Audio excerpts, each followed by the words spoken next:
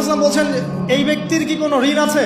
একজন সাহাবী বলেন হ্যাঁ ইয়া রাসূলুল্লাহ তো ঋণ আছে। নবীজি বললেন তোমরা ওর জানাজা পড়ো, আমাকে ডেকো না, তোমরা ওর জানাজা পড়ে নাও, আমি জানাজা পড়তে চাচ্ছি না। আমি এখন কেমন করে আপনাকে বুঝাবো ঋণ কত ভয়ঙ্কর জিনিস।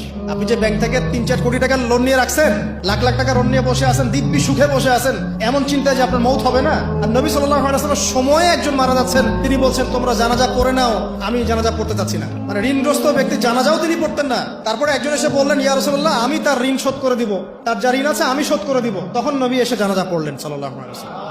তা আপনার এই কোটি কোটি টাকা ঋণ শোধ করার লোক তো রেডি আছে নাকি? আছে না?